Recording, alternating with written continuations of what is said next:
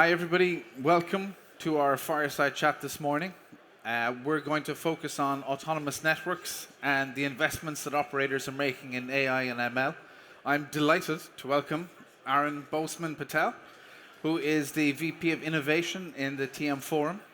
Always welcome. Thank you so much. It's great to be here. Yeah, we've been working together for many years. Obviously, looking at closed loop and different operations with TM Forum. Autonomous networks 2 years ago, we were at your forum and we launched the Autonomous Networks Manifesto, which you've been heavily involved in, and since then you've been heavily involved in innovation.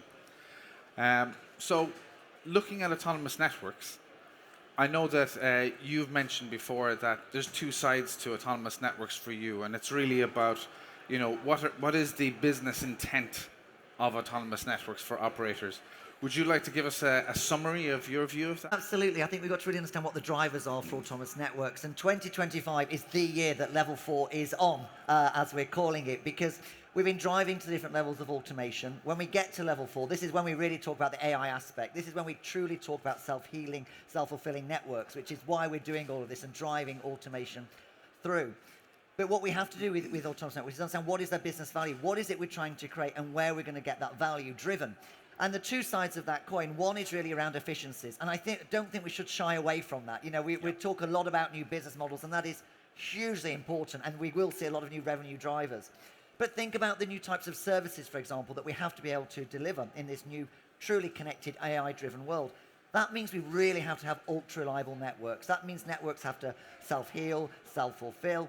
And this is where kind of AI becomes really critical to delivering that and to deliver those types of services that we have on those reliable networks. So reliability becomes absolutely key. And then if we think about those new types of business models, we've all seen the kind of the self-driving car and vehicles and more automation in factories, and really thinking actually CSPs now can play a true role in this B2B2X ecosystem. And if you think about how much we spend on networks every year, it's about 300 billion to run networks as an industry. Quite a bit. When I was looking at, that's actually 3 times the government budget of Austria. Wow.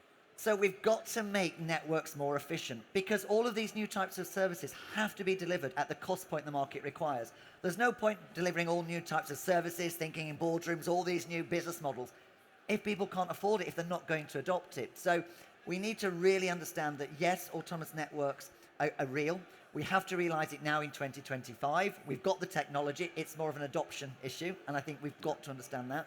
We then have to drive and think about the business models that sit behind it, but driving in efficiencies. If you think about one operator in Europe spends about €1 billion a year just on energy, for example.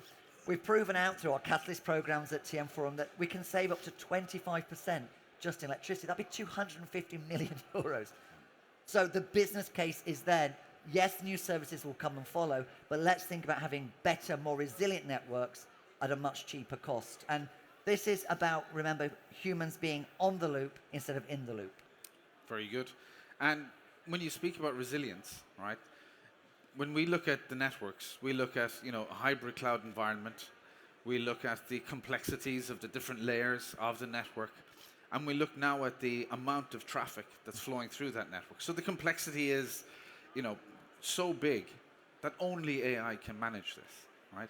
So what are you seeing as the trends in AI at the moment, which are driving the capability to manage these networks at scale with the amount of observability data that's needed, with the amount of different AI models that are needed? How do you see that? Yeah, absolutely. And I think we've seen a big shift in the industry from where we've been going. So if you go back 5 years when we first founded the autonomous networks, people thought there'd be one AI model that would run networks, and it'd be a really easy way for the future of networks. It's not turned out like that. And as you said, Eoin, the network's been more and more complex. We're adding many more new technologies to it. So what we're seeing with AI, and obviously it is the hot word of the moment, it's more about the agentic capabilities of the network. So I don't think we're going to have these kind of big, large language models that are going to run the huge network. I think it's going to be about smaller language models deployed in very specific instances, maybe around observability, maybe around the management of the network. So all of those different kind of network elements are going to have different AI models which are running on that. And that's why the agentic model becomes so important, because What we're doing is we're divesting power. We're saying actually the different parts of the network will have their own AI models. Yeah. The agentic framework will allow the decision making to be done in real time, which becomes really important. And this is the thing, right? This real time data. This is not kind of data in a lab that we're looking at. We have to say actually for real time data, we need smaller AI models to really have the precision that we need with networks. Networks are very precise things that we're running. So this agentic model is going to be a game changer for what we're doing. And that's why, as well, at TM Forum, we're then looking at intent in autonomous networks. So this is all about telling the network what we want it to do, but not how to do it. This is a fundamental shift in the way we do engineering on a network. Absolutely. But to do that, it's smaller, more precise models at the right parts of the network making those decisions. Because we've seen quite a lot on this as well, because our focus as IBM is on open source models. And the reason we think that has to be the way is that innovation has taken over in AI, right? It changes all the time. I mean, it's really exciting. Only 2 years ago, everyone thought Gen AI, LLMs, like you said, that's going to solve all our problems because it can answer questions about what's on the internet, right? Yeah. So when we moved on a little bit, we saw, hang on, we need 400 billion parameters, we need 1 trillion parameters. That's not going to fly. We're trying to reduce the amount of energy that we have in the networks. And the only way to do that is with a small language model where a language model fits, but also bring in, Tiny Time Mixer is something that we released, which basically allows you to do time series data, prediction and forecasting, which can help drive that. But if you step back, like you say, it's the agentic model deciding which model do I need to call in order to make the most efficient choice, but the most accurate choice as well. And I think that that's one of the biggest shifts that we've seen. What I've also seen is that in the process of creating AI solutions, the first thing is when you have a challenge, you have to think AI first, because the complexities are too deep, too wide, the complications and the speed at which you need to do it and the scale. So the first stage is, think AI. We've seen that, I've seen a report actually from the EU that was looking at, the use of different systems and sustainability. They think 80%, as an example, 80% of the kind of waste in different processes is caused by the design phase. So what would be your recommendation with AI at the design phase in order to make sure that the right choices are made? Yeah, I think again we've gone through lots of different phases about where AI is, even in the design phase. But I think it's going to be absolutely critical, because what you can do with AI is you can understand actually the best way to design your network, and you can do lots of simulations. So and I think that's what's key. We can take live network data and understand how the network behaves. You can then simulate that data and say, okay, in order for our new network to be built, what is the most efficient way to do it? Yeah. It's going to be critical. We can't build future networks without AI in from the start, and I think this is going to be one of the challenges, because we do have a lot of legacy in telecom, and we just need to agree and acknowledge that. Then what we need to say is actually what part of the legacy do we have to start bringing AI in? And it's not a solution for everything. Some of that legacy will be retired at some point, and there's already huge plans to do that. But what we have to do is say where from now, get that AI into the network, into your design phase, understand where those interactions with the AI will be. You then do need to understand actually what the fallback is if your whole network isn't going to be AI driven. And we know that with the TM Forum levels, when we get to level 4, it's not like you wake up one day and your whole network is level 4 using AI to drive it. There will be parts of the network which are fully automated and driven. There'll be parts of the network where you have to fall back and have some human intervention. But I think this is where the AI can be really clever. It'll help identify, first of all, where those fallbacks are going to take place. Secondly, where are the process gaps? You cannot get away from process with AI either. And I think this is one of the challenges with AI, and this is where the skill gaps challenge is going to come in with the people running it. I think there's that myth around AI that, right, we'll just deploy it in the network or in our future networks, and all our problems will go away. Not realistic. So that's why I think with AI, though, you can even build in that resilience. What is those fallbacks? Where do you need those humans in the loop instead of being on the loop? And how do we retire that legacy going forward? So I'm really, really, really looking forward to seeing how that's done. We're seeing that being done as well, actually in the physical rollout of networks, because, it's no longer just sufficient to say, okay, the shortest point is A to B and we're going to do it. There's lots of topography issues that you have to think about in all of these areas. So I think AI in the real planning of the network as well, and the physical hardware is going to be really important. I think so. And we've seen that as well now, where if you are using, for instance, an agentic model, we have one of our demos inside is showing an agentic model where we're using time series data, and looking across that we can look at how do I, take the documentation with an LLM, how do I process that to plan my network to make it more efficient for a certain type of constraint. So is that constraint sustainability? Is it cost? Is it performance? Is it latency? Is it throughput? What is your focus? And the ability to do that with AI now gives you far more options. So again, like you say, at the design phase, let's get this right for day zero operations as well as day two. Absolutely, it's all about people in the field as well. I mean, I've been seeing some fantastic demonstrations. So if we think about AI and automation, the network should in itself start to self-heal, but there's still, again, I think this is what's misunderstood a lot in the industry, is you still, if a cable breaks, you still have to go and fix the cable. If there's something wrong in the box, when we talk about self-healing networks, what it really means is actually you can maybe press the load to another network, right? You can choose. It's no longer about a specific network. It's about delivering the connectivity to the customer. That's what I mean by the self-healing part, but we still have to go out and fix it. Yeah. But one of the great things I've been seeing is the engineers holding up their phones in the exchange box saying, this is where it's broken. Yeah. Actually going out with the right equipment to fix it. This is a game changer in terms of cost, reliability. This is where it's going to affect every single part of the network. So it's not a mythical, all the networks are self-healing underground and we'd never have to go and dig up a road again. Yeah. It means we can make smarter choices about how we do this. Yeah, no, I was just going to say that's the key, isn't it? That you have so much, so many different models looking at your network that you also have the ability to say, well, if we're going to do that truck roll, let's make sure that we upgrade that system, which is due to be done next week, but let's not have to go back. Right? Correct. And this is where it's good for sustainability, good for efficiencies. Everybody's a winner. Absolutely, and I think that, this is really going to be key to how we future plan and build out the networks, because all of that work can be done at the same time. Yeah. So those efficiencies are not to be laughed at. That's where we're going to see huge amounts of revenue saved. And very costly. So you mentioned about this being the year of level 4, right? I've seen that a lot of operators have been moving along the maturity model. I saw the announcement of STC recently. I'm sure Haitham, CTO there, is very happy.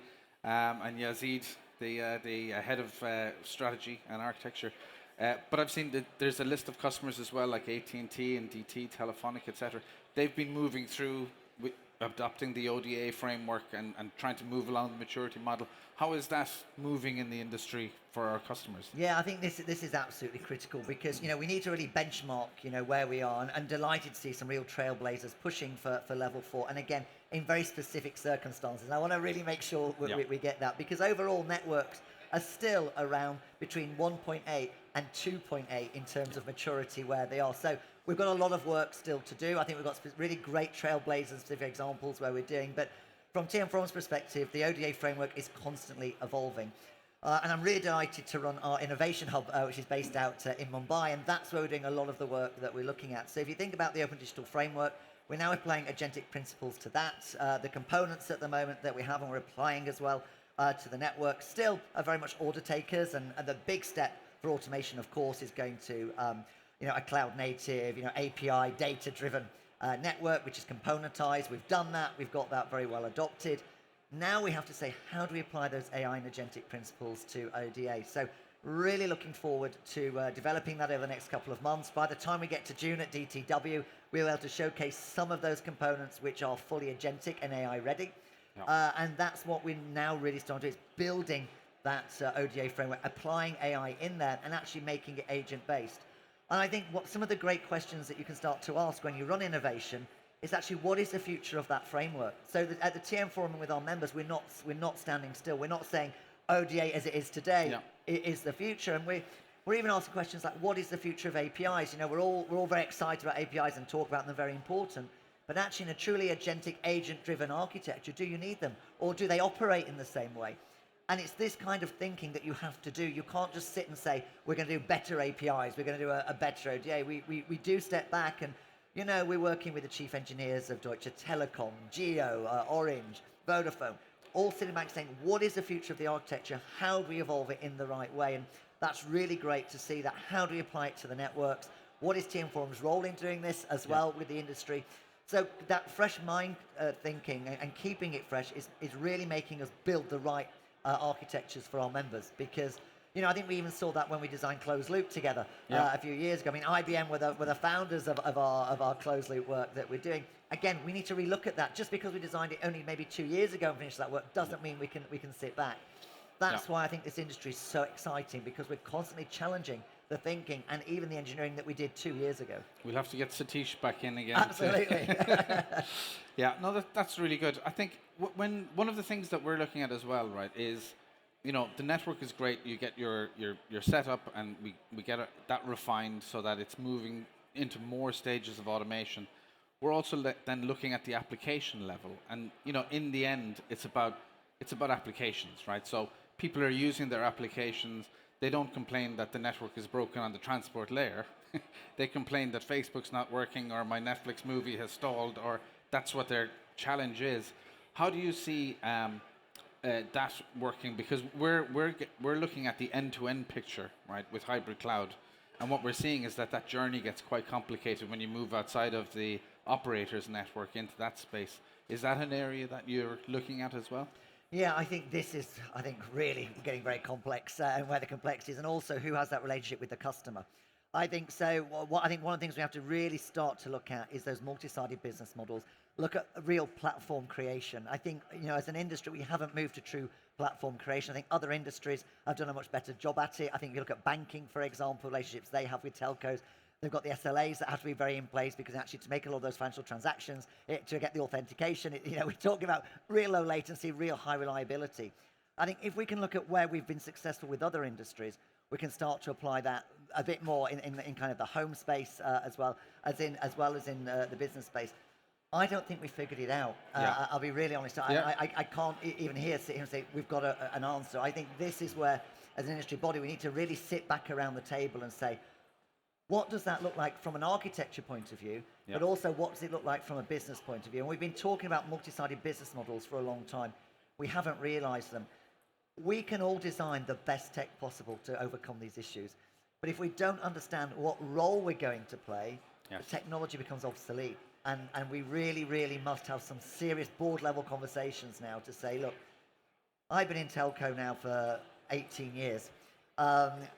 We've been having that question since I joined in 2007. Why haven't we fixed it? Why has it taken, you know, all this time to get there?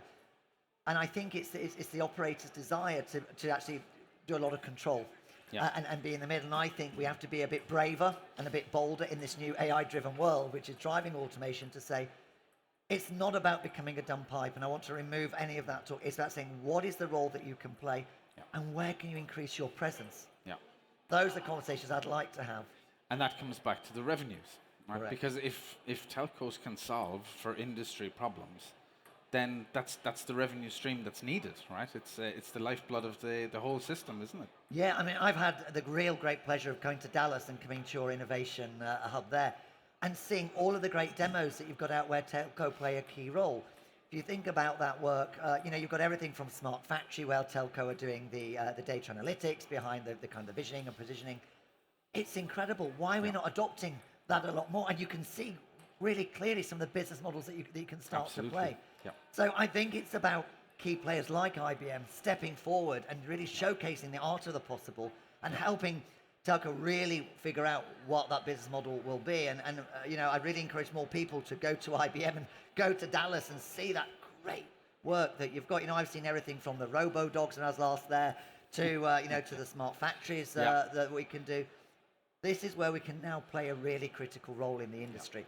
You'd be able to come with some business models actually relatively quickly.